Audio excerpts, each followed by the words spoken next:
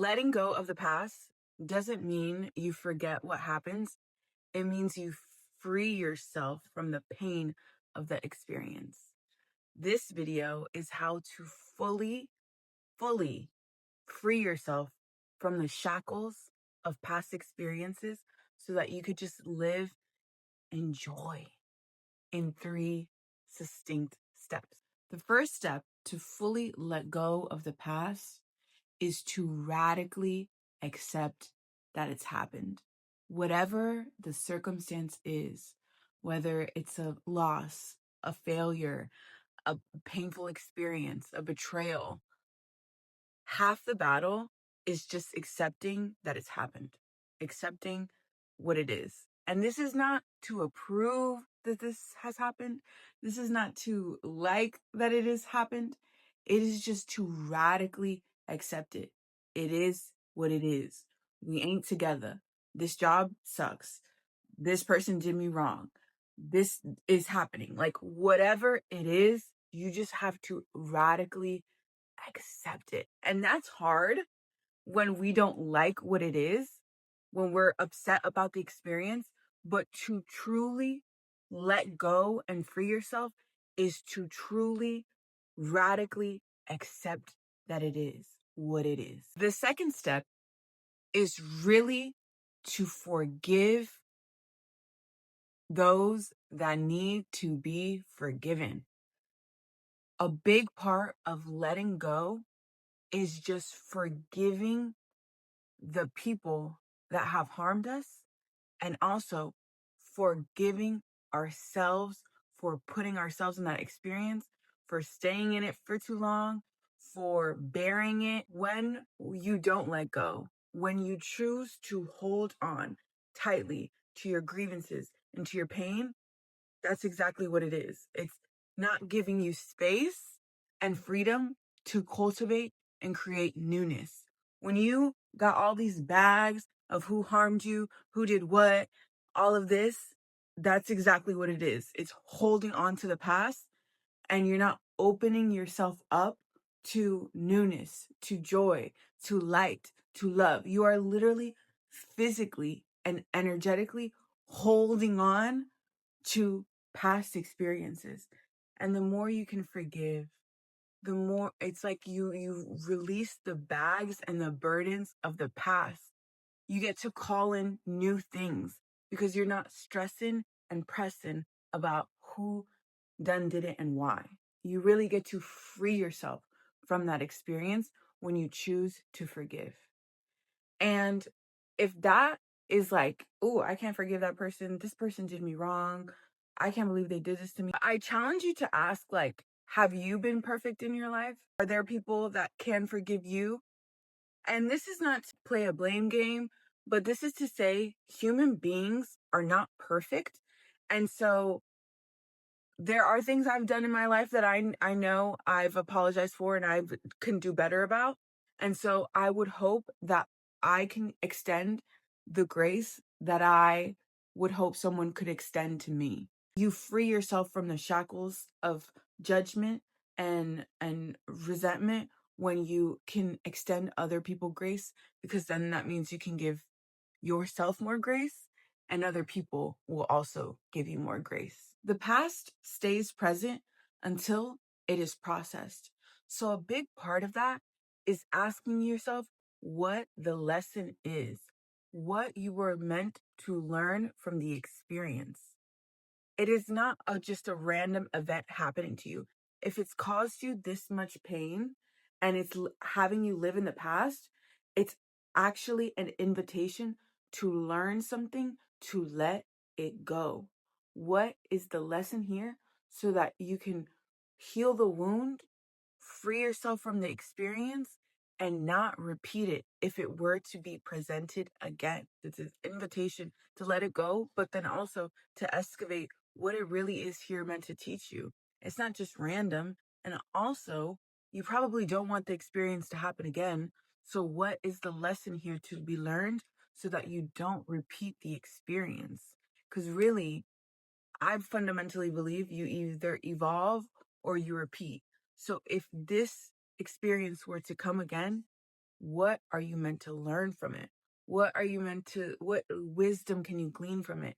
And when you can say, I went through this experience and this is what I learned, you can walk away from it with more peace. And then the last step of how to fully and radically let go of the past is to create a better, more beautiful, more potent reality for yourself. When you upgrade your life, when you get a better job, when you live in a better environment, when you get a better relationship, when you make more money, you really, truly are not thinking about the past.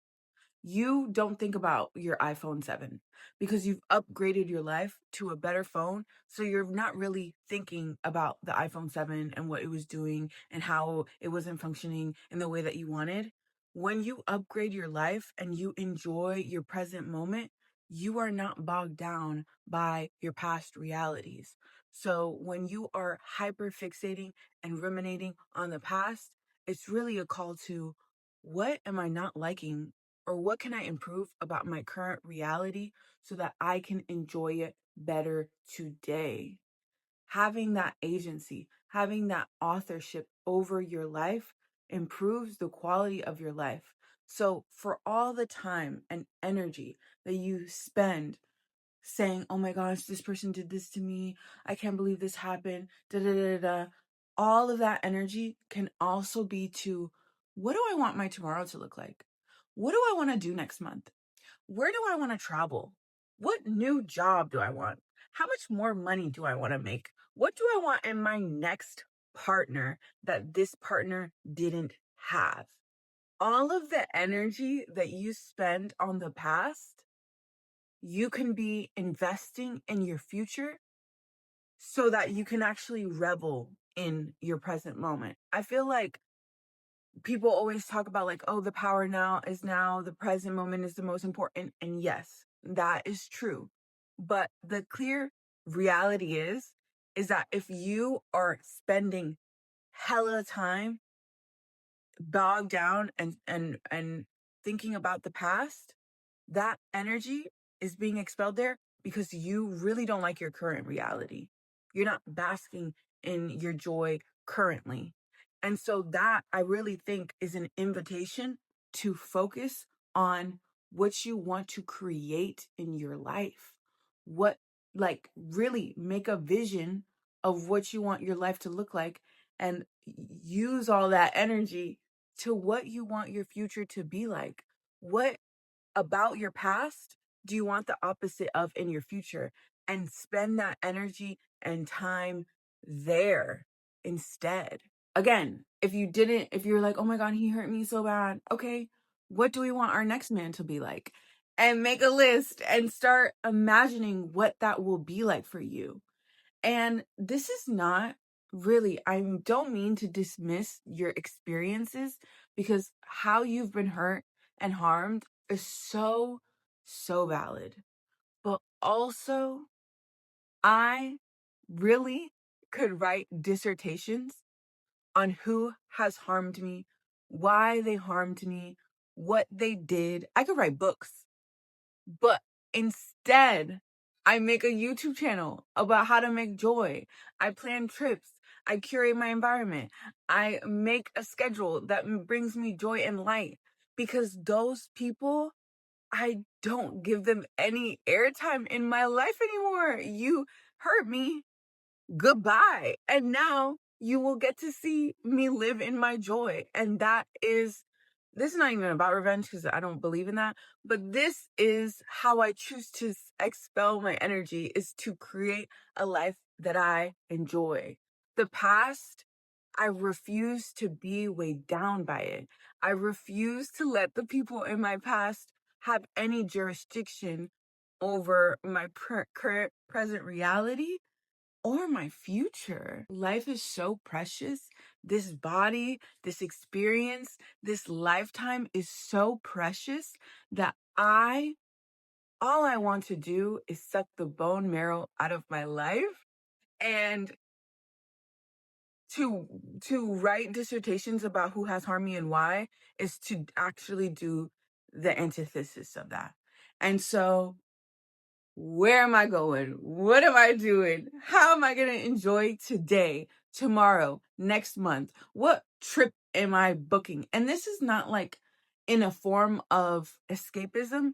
This is in a form of like, I really just want to enjoy my life.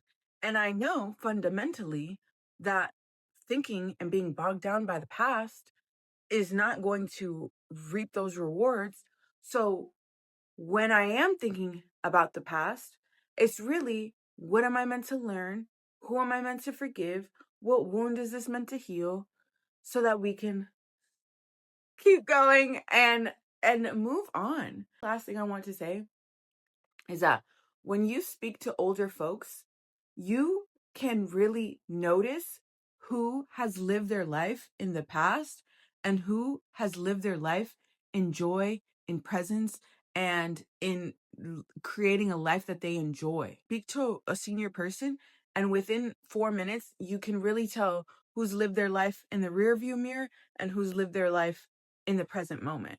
And the younger you are, the more you can practice how to live in the present, how to create a life you actually enjoy, how to forgive people that have harmed you, how to make better boundaries, how to stand in your truth, to honor yourself. The more you can do that as you're young, the more you get to enjoy your life and the lighter you will be when you're older. It's so obvious, people that have lived in the past and people that have lived in joy. I say that all to say, this really is a call to, where am I spending most of my precious time, my precious attention, my precious life energy, my youth, because most of you that are watching this are young.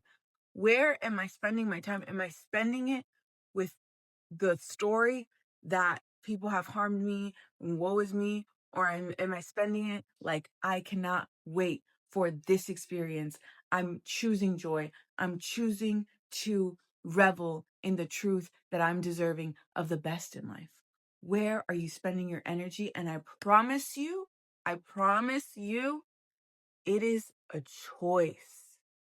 Your thoughts, I know, sounds crazy, but your thoughts are a choice.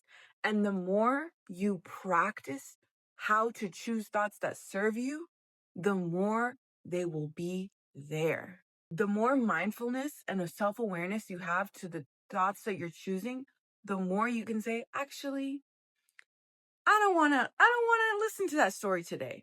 I don't really want to talk about this man that done hurt me for the umpteenth time. I really don't want to spend my energy there. Instead, I'm gonna spend my energy here. And it's the choice, it's the agency to choose to decide that I'm going to bow out of this story. Thank you for teaching me. I appreciate it, but I'm going to choose to spend my energy to do something that actually serves and uplifts me. It is a choice. And again, this is not to minimize your experiences. This is not to make you feel like, dang, why? Like, no, I've been there. Uh, I'm a certified ruminator. I know, I get it. But at the same time, I refuse to live my life there.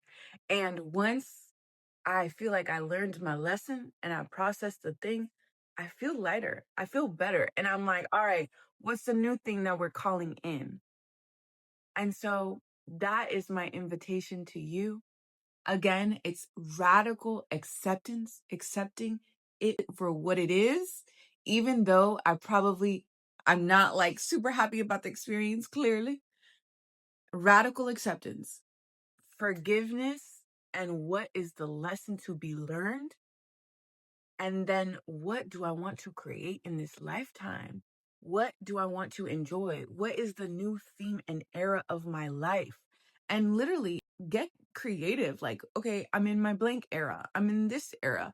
And when you are in that era and you are expending your energy there, you really can't be thinking about who done harmed you and why that experience is what it is. The more you upgrade your life, the less you think about the past. That's just for facts and for certain. So it's really a call to upgrade your life, and whatever that means to you. And so I am wishing you so much joy, so much presence, so much forgiveness, so much just light. If you've gotten to this part of the video, I know that you are on the precipice, I hope that's the right word, for whatever it is that you want to call into your life and your new upgrade. If you liked this video, please like, comment, share, and subscribe.